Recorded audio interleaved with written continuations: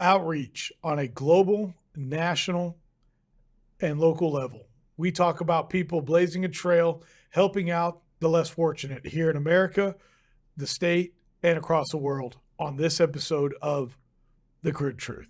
In 1901, at Spindletop Hill near Beaumont, the future of Texas changed dramatically as, like a fountain of fortune, thousands of barrels of oil burst from the earth towards the sky.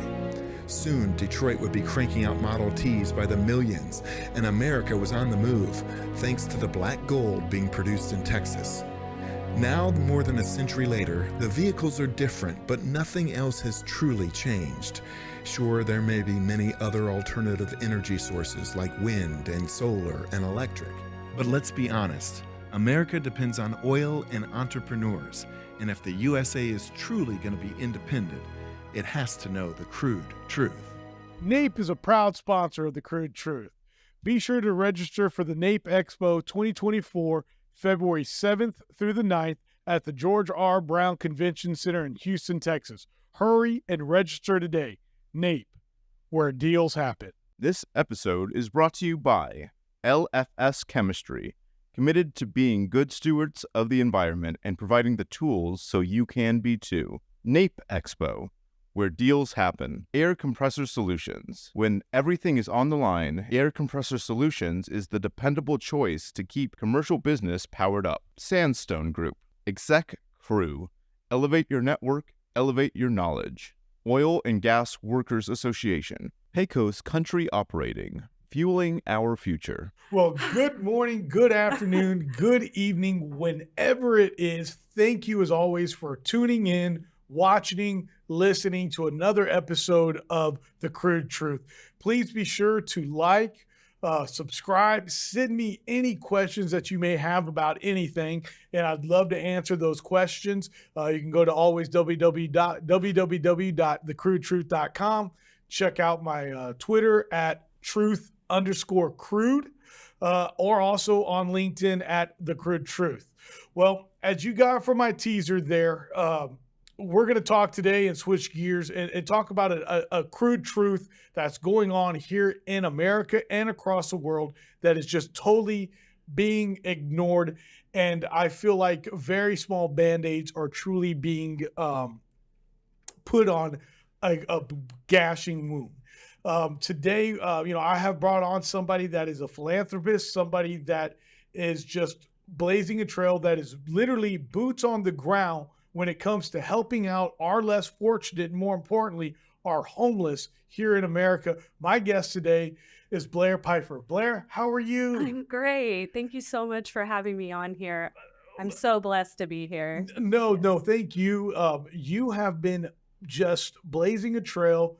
Your following on LinkedIn has just continued to grow, and it is through God that all of these things are going on right now. And you are just so passionate about the homeless, and God knows we have such a problem, especially here in America, but across the world. Yes. And, you had asked me in pre-production about tying it into oil and gas, and, I might do it. And now that I'm thinking out loud, but right now, no. Blair, for my listeners, for people watching today, let's tell us a little bit about yourself before we dive in.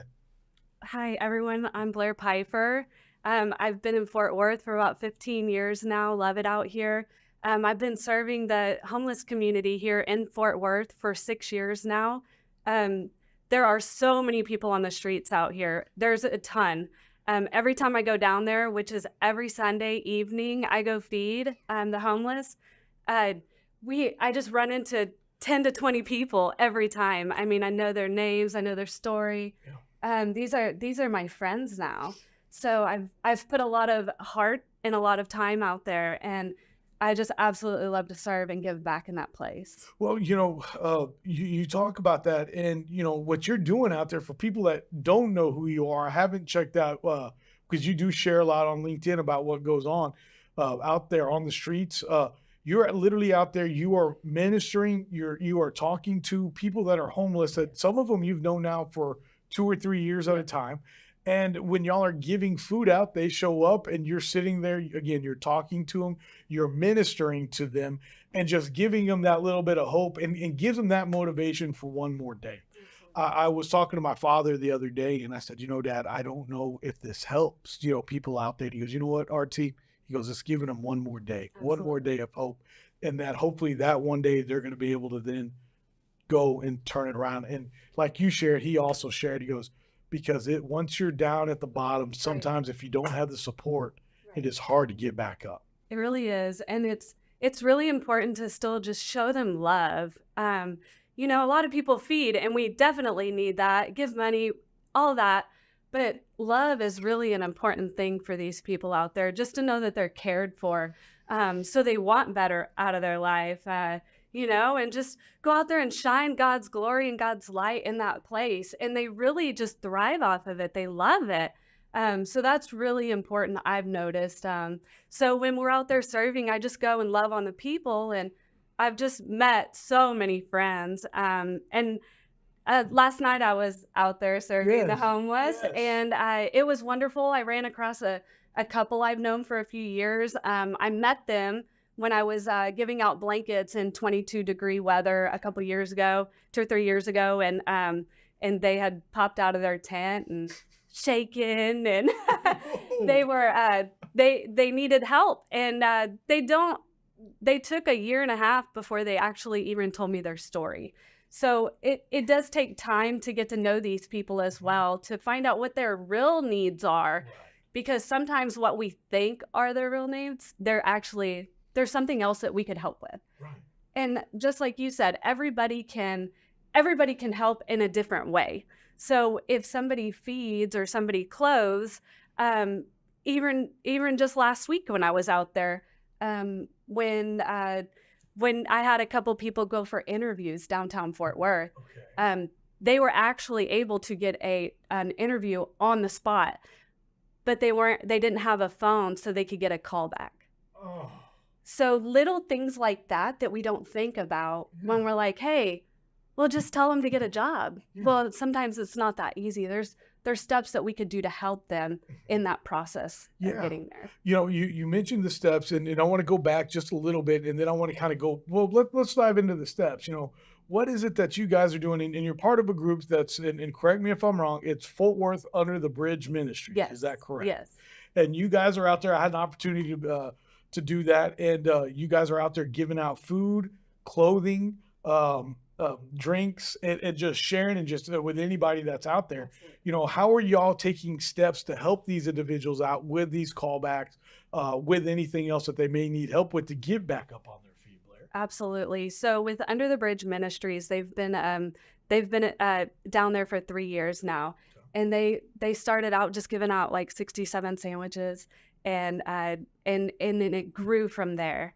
So they are providing food, clothing, and haircuts to people down there on Lancaster Street.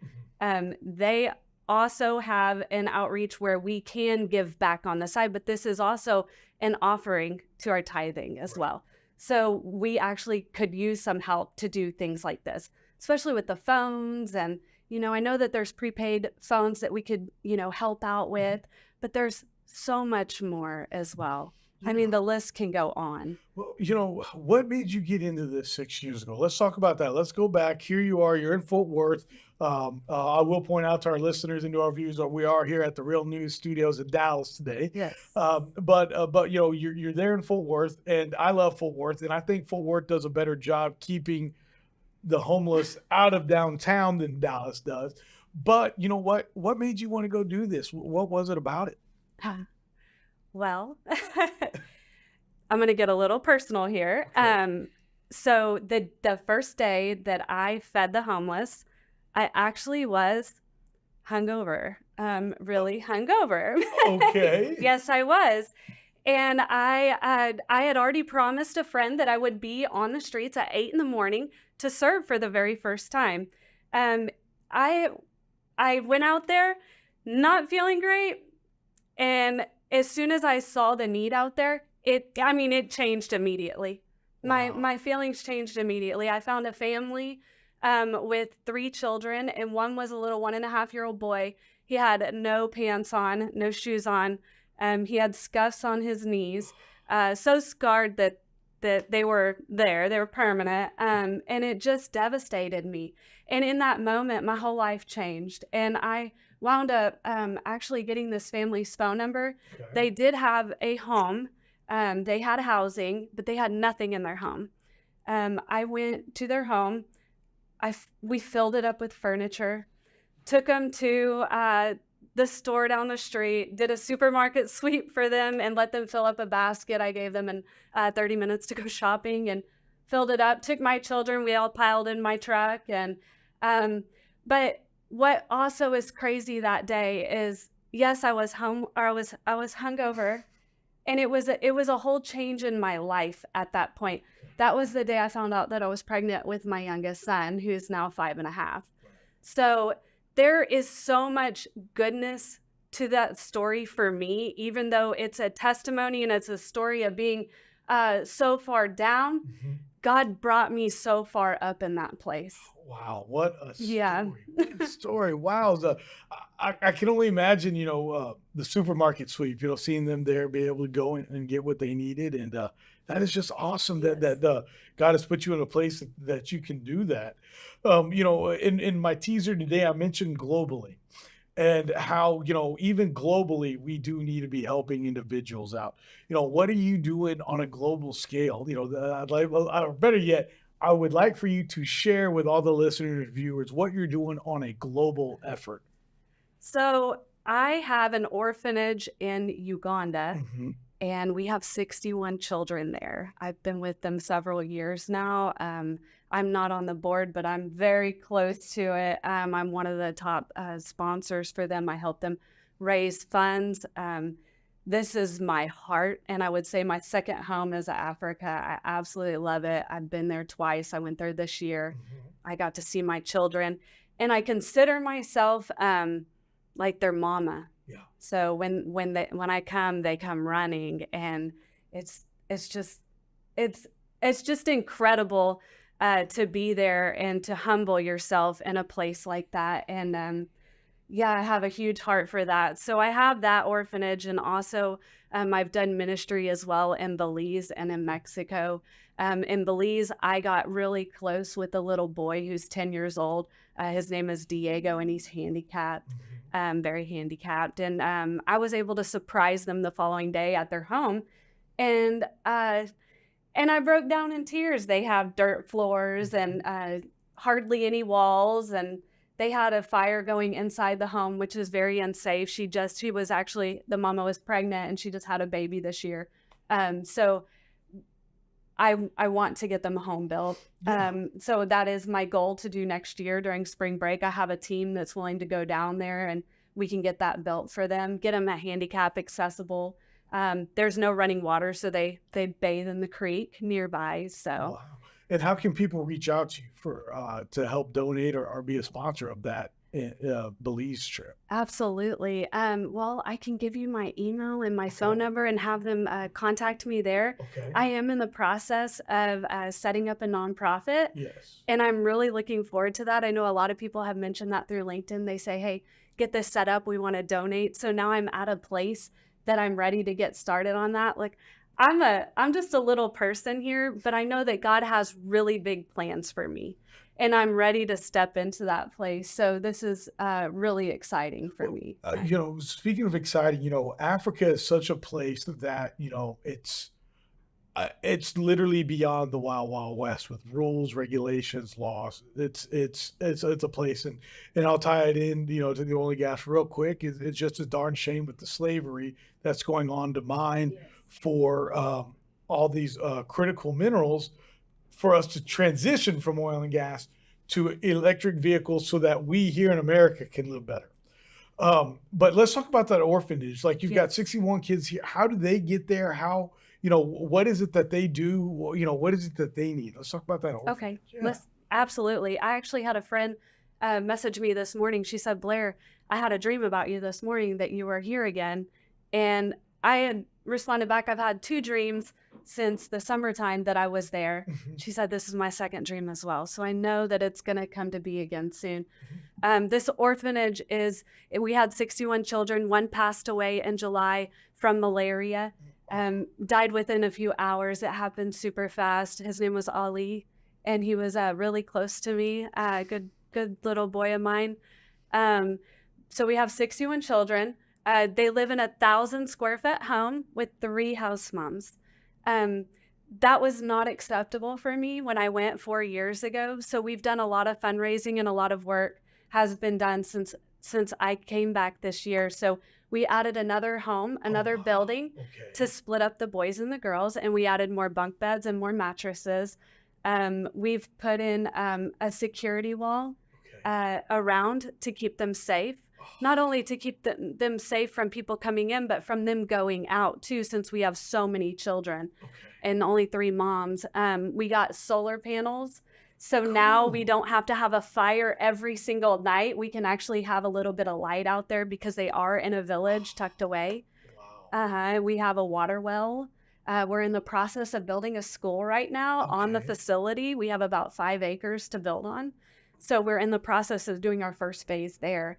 I'm so blown away by what I've seen this year compared to what I saw when I went the first time. And it's really touching. Blair, how did these children end up at this orphanage? I mean, obviously they're parentless, but I kind of want to dive into that. Okay. A little bit. Yeah. So most of the children lose their parents to the North War. Up north in Uganda. This has been going on since the 80s. Yes. It's been going a long time, and it's actually no longer anymore, but the people are still set in their ways. Yes. And so they leave their children and they go to fight nothing. God. It's unfortunate. Yes. And so the children are just left on the streets. One of my sponsor children was found in a manhole. Others are found in the garbage dumps.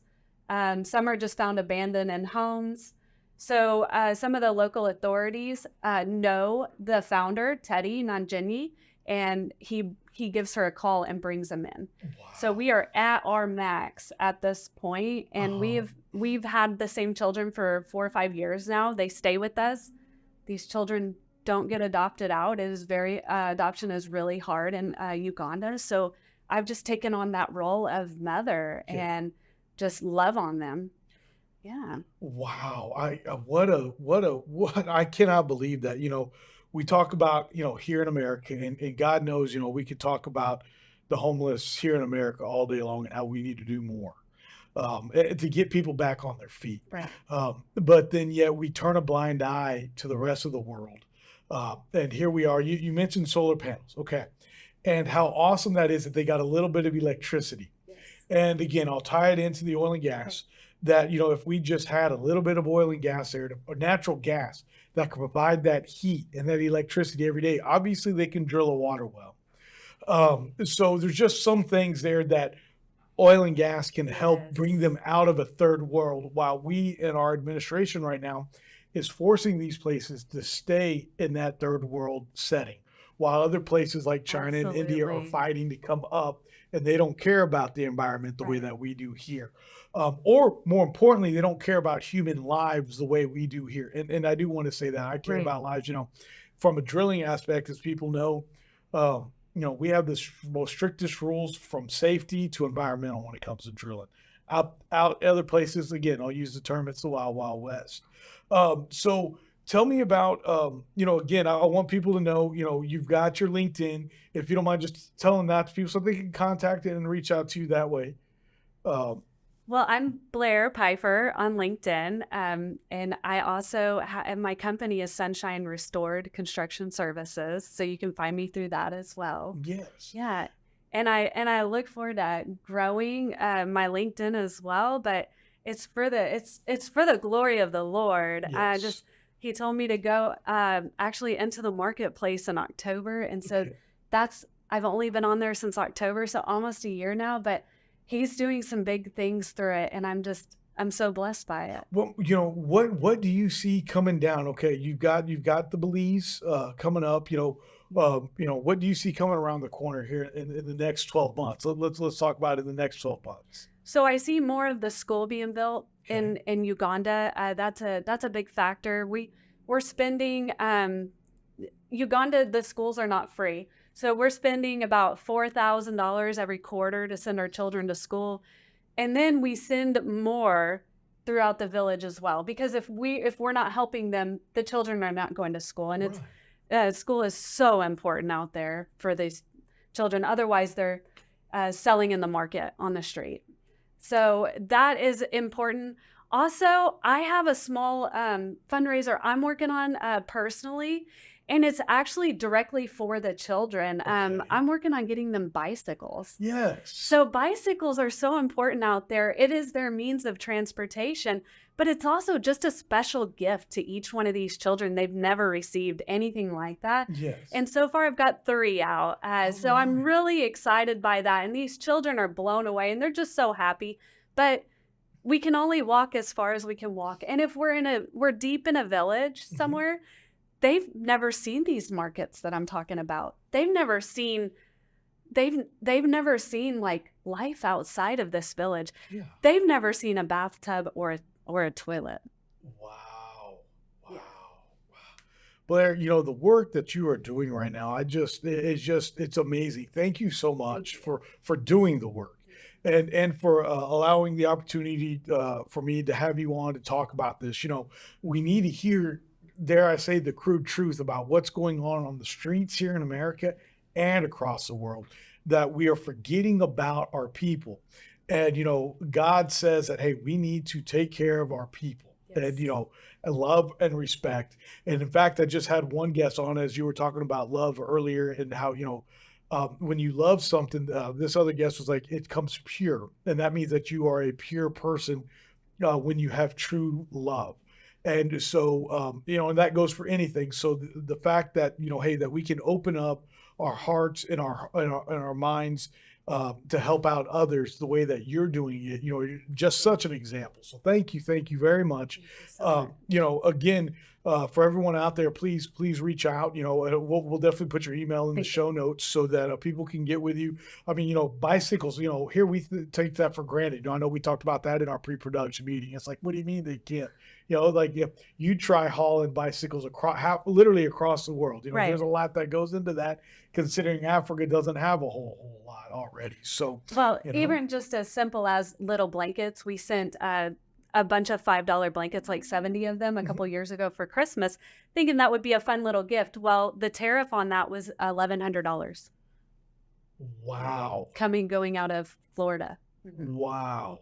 So that's why we have to buy them over there. Yes. It's really important. So, Holy yes. cow. Well, Blair, again, I cannot thank you enough for coming on. We'll be sure to, get this out. And anybody out there that, please, donate to Africa. Also, in your own local cities, see what you can do. Cook some food or donate to the homeless there in your neighborhoods. We all have time on a Sunday evening to go give back for everything that we've been blessed with.